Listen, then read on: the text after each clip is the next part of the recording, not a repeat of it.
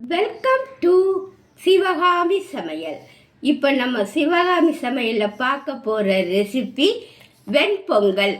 அதுக்கு தேவையான பொருள் ஒரே ஒரு டம்ளர்.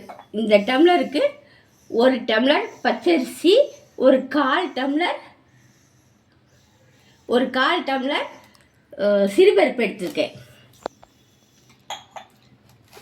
தாளிக்கிறதுக்கு ஒரு வெங்காயம், ரெண்டு பச்சை மிளகாய் கீறி வச்சுருக்கேன், ஒரு துண்டு இஞ்சி, கொஞ்சம் கருவேப்பிலை, மிளகு ஒரு ஸ்பூனு, ஜீரகம் ஒரு ஸ்பூனு. இப்போ ஒரு குக்கர் அடுப்பில் வச்சுருக்கேன், அதில் கொஞ்சம் எண்ணெய் ஊற்றிக்கிறேங்க.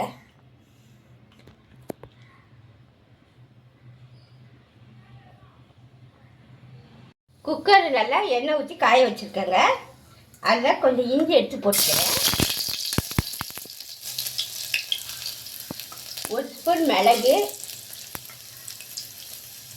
ஒரு ஸ்பூன் ஜீரகம். இப்போ நம்ம எடுத்து வச்ச பச்சை மிளகாவும் வெங்காயத்தை போட்டுக்கலாம். கொஞ்சம் கருவேப்பிலையும் போட்டுக்கிறேன்.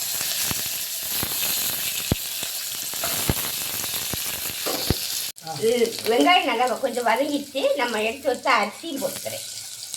அரிசி பருப்பும் போட்டு கொஞ்சம் வதக்கிக்கலாம்.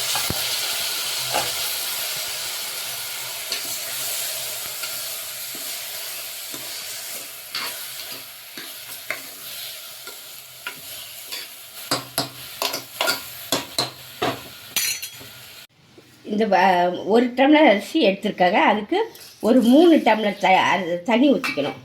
ஏன்னா 3.5 டம்ளர் ஊற்றிக்கணும். கொஞ்சம் குழைய வேணும், அதனால் தண்ணி கொஞ்சம் கூட இருந்தால் கூட நல்லா தான் இருக்கும்.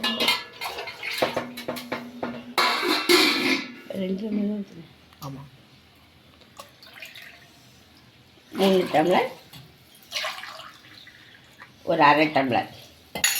இப்போ அந்த தண்ணி எல்லாத்தையும் அதில் ஊற்றிடணும். அதுக்கு தேவையான உப்பு, இந்த பொங்கலுக்கு தேவையான அளவு உப்பு போட்டுக்கணும். கொஞ்சமாக ஒரு பிஞ்சு மஞ்சள் போட்டுக்கிறேன், பார்க்க அழகாக இருக்கும். இப்போ குக்கர் மூடி வச்சு ஒரு 2-3 விசில் வரட்டும். பாருங்கள், வெண்பொங்கல் ரெடி. இப்படி தளன்னு தான் இருக்கணும்.